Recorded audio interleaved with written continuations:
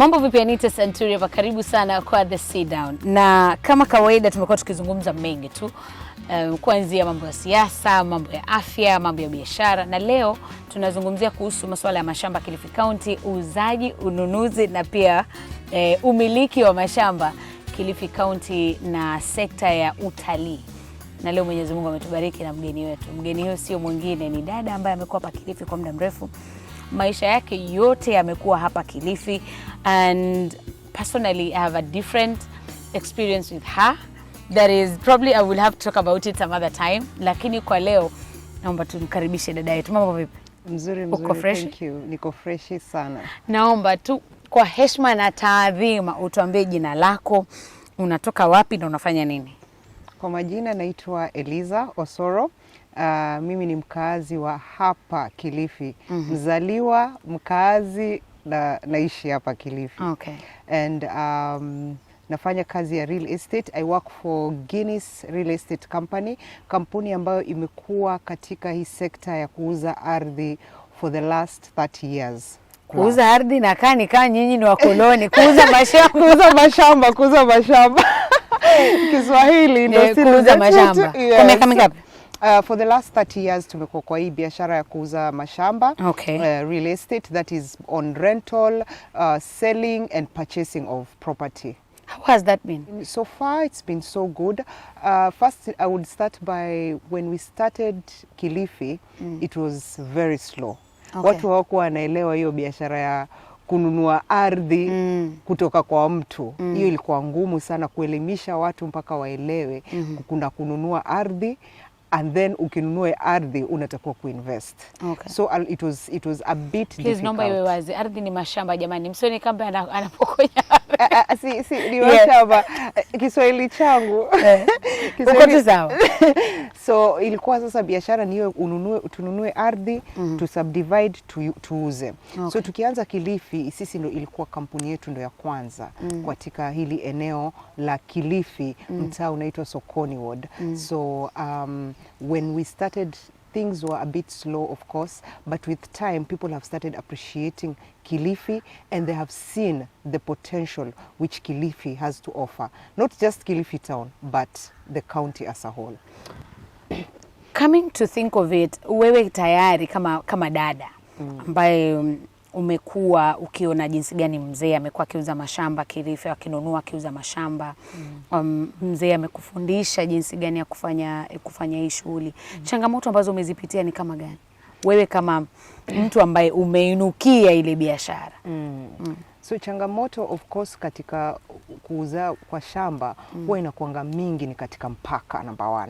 Sasa mnagawanya ile ardhi, labda dada amesema hataki kuuza ama ndugu anataka kuuza. Sasa hizo ndo changamoto kubwa, lakini zile ziko kwa kifamilia. Unaelewa? Lakini tena kuna changamoto zile ambazo sasa zinakuja maybe upande wa serikali. Unaweza kuwa umenunua shamba, unataka kufanya maybe transfer, upate makaratasi kama za title aziko. Hakuna makaratasi, documentation. Sasa, tuanze kungoja mpaka karatasi zikuje. Ama saa nyingine utafika kwa ofisi utapata labda mtu fulani hayuko. Sasa lazima tukae chini mpaka tungoje huyo mtu fulani afike. Sasa kama example is like a valuer, you'll find there is only one valuer for the whole of Kilifi. Ambao sasa yeye ndo anatia sahihi. Na mpaka huyo awe ndo ile sahihi ipatikane. Kama hayupo hakuna. Mpaka ile siku atakuja. So it makes the process a bit slow. That is the only challenge which I can say when it comes to that part. Okay. But the other part ni sasa of course ardhi inakuanga ngumu kupata, mpaka ununue, ufanye search, mkubaliane na familia wauze. Hiyo huwa inakuanga saa nyingine ni step kubwa. Okay. Because wewe kama leo unaweza kuwa na ardhi kama Anita. Yes. Uuze kama Anita. Lakini je, watoto wako watakubali Anita auze shamba? Kweli ni yako. Lakini kunao ambao wanadepend hiyo shamba. Okay. Watoto wako labda watakuwa, kwa nini mama auze bila kutuhusisha? Na labda wao hawakununua. Mwenyewe ndio una pesa zako. Kabisa. Lakini lazima ukupatie ruhusa ya kuuza. Ndio maana kuna ile document inaitwa consent. Sasa lazima consent ipatikane, familia imekubali ndio mama auze. Okay. Kumekuwa na dhuluma nyingi sana za mashamba hapa Pwani. Tumeona ujio wa agencies mpya ambazo zimeshutumiwa kwa kuwadhulumu wakazi wa Kilifi mashamba. Mmepitia cases kama hizo nyinyi kama Guinness? Tushai kupata watu wanatueleza, but sisi kama kampuni the first thing is before we start selling any property, tujue hii shamba ni yetu tunataka kuuza. Okay. The first thing, so you acquire it first. Okay. To acquire it, to make sure ina belong to the company. Okay. Before we start selling. Okay. So challenges kweli huwa zinakuja saa ile mtu anakuzia shamba bado haijageuzwa hata title kutoka jina la mwenye shamba tulake tumuuzaji. So bado ako na mother title. Ana mother title, anauza shamba ya mwenyewe kabla haijakuwa yake. Okay. Sasa hizo ndo challenge a lot of people wanapitia. Utapata mtu amenunua shamba ardhi, watu tofauti wamenunua, lakini watakwambia hatuna title, tuko na mother title. Wote watakwambia tu tuko na mother. Sasa unashangaa hii mother mbona haikusubdividiwa?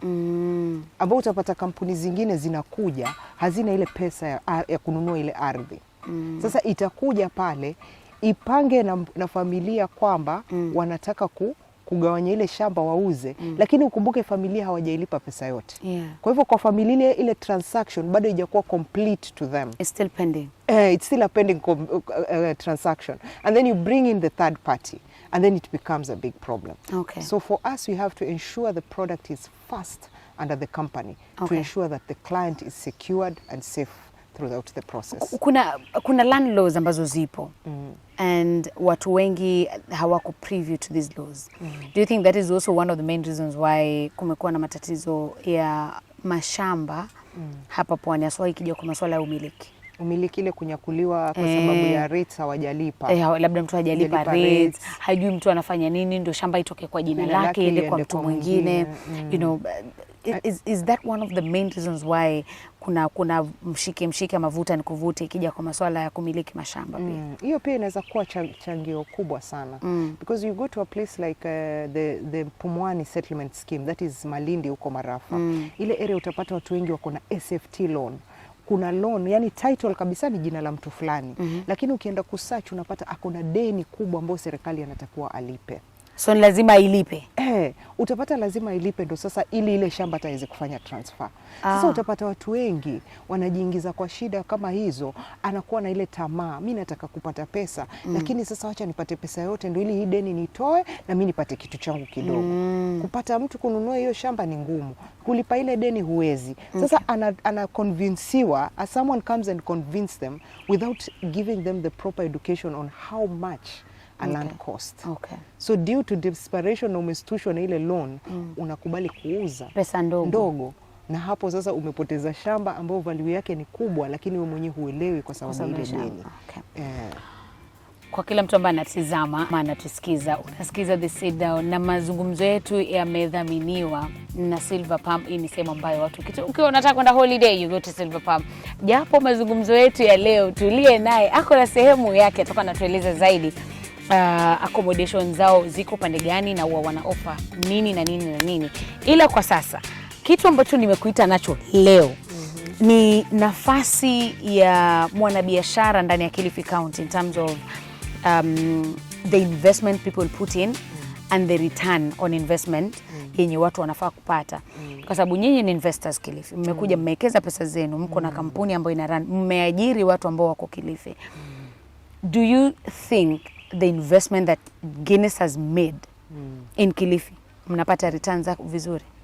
Tuanzie na tulipoanzia mpaka sasa hivi. Yes. If I start from before, I would say things are different kila mahali. Vitu zimegeuka. Maisha ya zamani na sasa hivi yako tofauti. True. And right now economy is bad everywhere. It's not just here in Kilifi but everywhere. So every investor right now, they are at the point where they're struggling in every business. But now, if I'm an investor in Kilifi, I have to have a reason why I'm investing in Kilifi. Yes. So that means we need a lot of push from definitely different stakeholders, the government being involved, to bring in those investors who are going to make that money circulate. Because right now I'll sell a land. I'll sell a land to you. What makes you buy that land? Am I going to put an office in Kilifi? If I put an office in Kilifi, what is the rent I'm getting out of it? You understand? Yeah. So I've put an office in Kilifi. Is there a person who is going to rent that office? No, it's where the government come in. Okay. Bring in people like Safaricom or other people, who, big stakeholders, to be able to occupy those spaces. Okay. And that's how we see the investment. You appreciate your investment in any given area or local place you're living in. So are you getting your return on investment at the moment? At the moment, I would say yes. Kilifi is growing, so yes, I would not complain so much. Just that economy is bad everywhere. But I think unapakimbia sana return on investment we are definitely getting. I wouldn't say no. Because if I look at land value right now, like someone maybe who bought Classic Estate 10 years ago at 250. Sahi anaweza uza shamba yake na 2.5-3 million apate. Okay. Unaona? And then so value of land imepanda value ya land. And then sasa rent nayo, the aspect of rent is also increasing with time. Okay. Zamani unaweza pata one bedroom ulikuwa unaweza pata na 5,000. Sasa huwezi pata 5,000 zamani ulikuwa unapata one bedroom. Sasa huwezi pata one bedroom ya 5,000. Hebu mwanzo tuzungumzie kuhusu masuala return on investment. I will say yes. In Kilifi, yes. Ikija kwa masuala ya watu ambao wana rent ama kukodisha nyumba. You've been in the business for so long. I think you've experienced so much. So much. Mnakuanga na tenants vichwa ngumu sana. Kwanza mtu akifika Kilifi anaonanga Kilifi rent itakiwa kwa zaidi ya 5,000 ama 10. There are people who have classified our town like that. But how do you maneuver around that? Sure. My idea when I came to Kilifi, actually ilinifanya nikagongwa in many places. You know, I brought the Nairobi idea of, you know, rent, paying for rent. And when I now started asking around, I realized even where I live and most of my places where I've been hanging around, nimegongwa sana because of ignorance. Yes, because I didn't know. Na mimi naenda mahali tu yani, how much is your budget? So, and someone gives you that budget, you know. And wewe kama mtu ambaye unamiliki manyumba ama una manage houses, because most of the houses are not yours, you're managing. Yes, yes. How do you rate a place? So now, with us, we have, as I've told you, we have been in business for more than 30 years. So there are people who have worked with them since Kilifi started. So unaona watu kama hao, nyumba zao huwezi expect rent ikuwe. Like nyumba ulikuwa una rent maybe before like 5,000 shillings. Right now you get it at 2,000. Those are single rooms. You can get a single room for 2,000, 2,500, 3,500 to 4,000. Single rooms. Kuna hivyo mtu analipa 2,000? For real kuna hivyo watu analipa 2,000. Yeah. Hata mimi sinaweza enda kuchukua nyumba mzima nilipe. Now you see, those are the 2,000. Those are the old houses which we have. Yes, 2,500. The Swahili houses, ama which one? Yes, the Swahili houses. You will get rent for that prices. Then you come to the high-end market. High-end, Kilifi has high-end. So you have like houses which go for 100,000, 50,000, 170,000. Kilifi 100,000? Yes, we do have. We do have in Bofa Plantation, the whole of Plantation and Bofa, some of these places, you won't get like beach property for less than 100,000 for like 3-4 bedroom.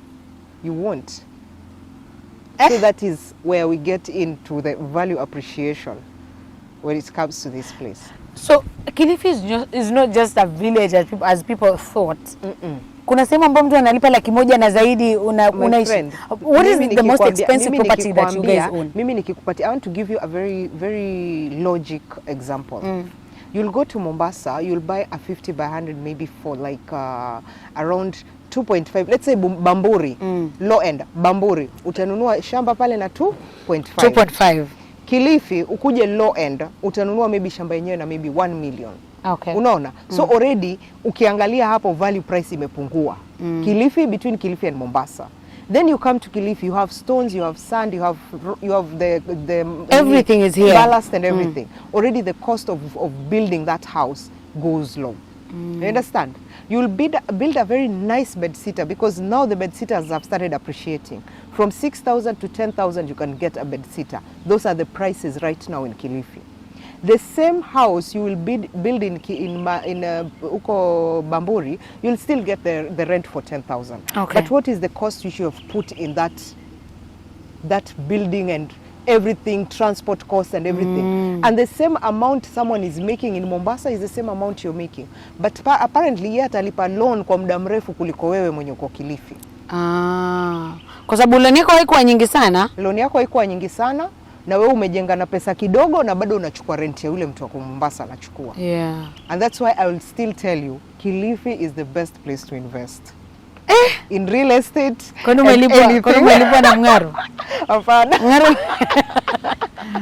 Now, coming to the business aspect tumeshaizungumzia. Tumeangalia challenges ambazo zipo. Kitu ambacho wewe kinakufanya unaamka asubuhi unaenda kung'ang'ana kusukumana na ma-agents wengine huko ambao wamekuja, wengine hata hawajui kufanya kazi, lakini wanang'ang'ana na wewe kwenye field. What motivates you as a person? As a person, I would start by my kids because I'm a mother. Okay. So my children are my biggest motivator. Okay. And then the fact that my dad started this business, How is Mr. Osoro doing? He's fine. He's fine. He's well. And that he started this business, and as a family, we feel like he has grown old, and he needs someone to at least help him. So he is my motivation. My children are my first motivation, then him, and then the entire family, so that we can be able to carry this umbrella which he started to the next level. Okay. Yes. Jamani, mimi tengeneza nikakwambia leo asubuhi mwanzo umependeza, hata nilikuwa nafaa kuanza na huko lakini acha tuendelee. Thank you so much. Now, have you thought of going into politics? Because you've been here for long. Yaani wewe ni wa Kilifi. Anyway, hata unafaa kwenda uishi Ganze, ushaona? Hata Kigirema naongea. Have you thought of going into politics? I've never thought of it, but I would love to do things which will be able to improve the environment that we live in. What are these things that you think you can do? Those are the things like, of course, helping the community in a way of more of like community CSR support. Yes. Like if you have, I'm doing my brand right now. I know this is what I need to be able to shoot a certain video. I'll not look for people from Nairobi or anywhere else. I'll look at the people who I have in terms of models who are doing the advertisements for us, dancers, photographers. I will get the people who are from this town to be able to get me to that level. Okay. So that is how we are giving back to the community, apart from charity work, which we do here and there in different places. Oh, you normally do charity work? Yes. Okay. Yeah. Mna plan kuwasukuma watu. Nimesikia mna tetesi nyingi nyinyi watu wa Guinness. Tetesi gani? Kuna tetesi nyingi. Hebu tuambie. Tetesi ya kwanza ya watu wa Guinness.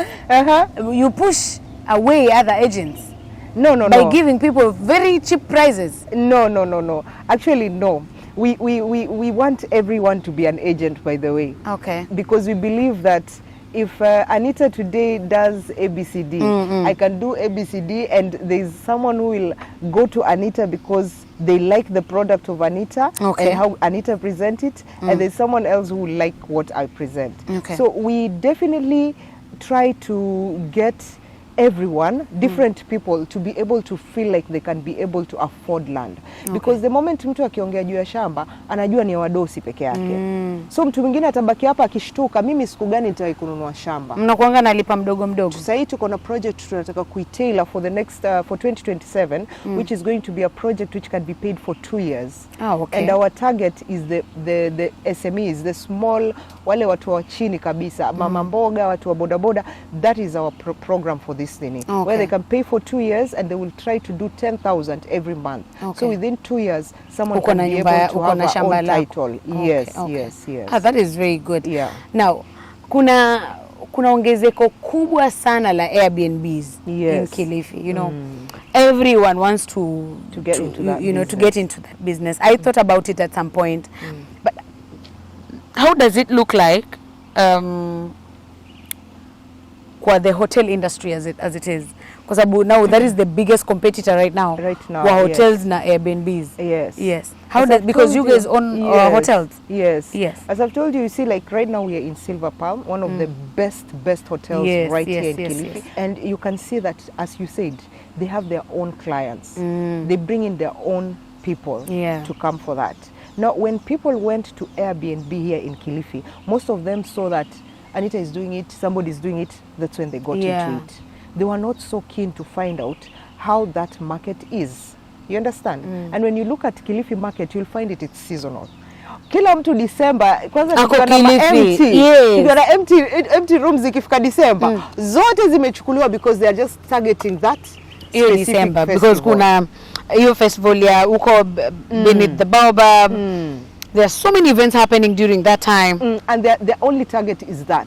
Okay. And they will not sit down and remember that we have a conference space here in Kilifi. Apart from here, there's another conference space. Yes. So someone can come there and market, give out your brochure, give out your flyer, let someone know there's an Airbnb somewhere. So you'll find they're flocking the market and then they'll still tell you there's no business. Wow. So ni kujipanga tu. Kujipanga, nenda hospitali, tafuta wale watu wanaleta wagonjwa wao, wakuja wakae kwa Airbnb. You have to push. Uende kwa Pastor Ezekiel.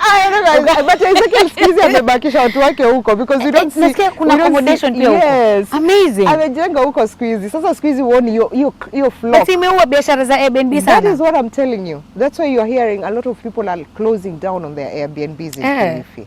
Yeah. Because that was but nyinyi mmesimama. What's the secret? Sisi, the good thing with us, it's not a problem. The good thing with us, we have the property. Okay. We have built our own property. So of course part ya rent hapo imeshatuondokea. Yeah, so hakuna ile pressure kubwa sana. Pressure. And then the price, we are working with the prices which anyone can be able to afford. Okay. Because I've told you, most people when they get to Kilifi, the mentality is it should be affordable. Yeah. You see? Yeah.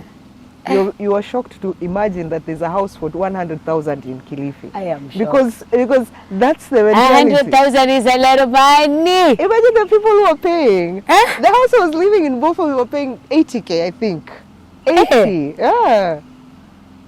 The people are paying up to 250,000 in Plantation. In Kilifi? Plantation, yes. What's your plan for the next phase? Because you've already told us kwamba uko na there's a project that is coming for the common mwananchi, the small business owners. Is there anything else that you guys are selling? Because now, let me just mention a few projects that I know that are yours. I've slept at your Paradise Village. Yes. It's a very amazing space, affordable. Thank you. Ile yenye kupale karibu na stage, that's a hotel. We have one at the Watergate. Watergate is the one in town. Yes. Town we have three. We have one at the Watergate by the town. Yes. And then we have Holiday Inn, which is behind Equity. And then we have the African Dreams iko kwa Charomae. Hey. And then uende Tezo kuna Kokotoni Garden. Then ukitoka Tezo kuna Kilifi tumesema Paradise tuko tumeitaja. And then tuko na nini kunaitwaje Kilifi Plantation, the Watergate Seafront at Kilifi Plantation, and another one right now in Kisii. Kisii. Hivi acha msharudi kwa matoke nyumbani. Panuko turudi. This is where I want to be. This is where I want to retire. I love this place. I love the weather. But yes, Kisii we have one. Okay. And then on property we have of course the whole stretch from Kikambala all the way to Malindi. This whole road. And then you get to the Mavueni bypass, we have some property right there on that side. Okay. And this stretch is because the potential on this road is massive. Yeah? Is massive. In fact, it's something which is going to change the conversation of Kilifi. Which is the lowest amount yenye mko nayo ya shamba bwana. Tuko na shamba mpaka 250 jamani. Hakuna wewe. Wapi shamba 350 tuko nao Tezo. 250 tuko nao I think somewhere in Majaribuni. I'm so sure somewhere in Majaribuni we have 250. In Viambani we have 250, then Tezo we have 350, and Tezo I will tell anyone to buy that 351 because Tezo is coming up so well. Offer mzuri nilipe in 2 years. Wetakupatia offer. Wetakupatia offer. So you see our products are there for everyone. Yeah. Not ati tunajieka level lingine. No, we are working with everyone. Because the motto of our company is to empower people. Okay. Yes. I'm really happy that I came into contact with you because I've learned a few things. Oh. And on top of that, I'm happy for the fact that a young lady can move to greater heights that you are today. Thank you. And I know for a fact, if we sit down in the next 2 years, the conversation is going to be very different. Very different. You'll be the women rep of Kilifi County. No.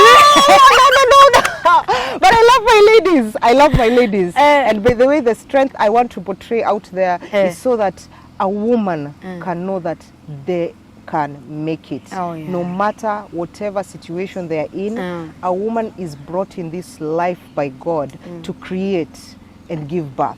Preach, mama, preach. Unaelewa? Sasa, if you can be able to create and give birth, you can be able to create anything in this world and make it work. How hard or easy is it to have to run a business in Kilifi? It's very hard, I won't lie. It's very hard. But you know, you don't just target the people in Kilifi.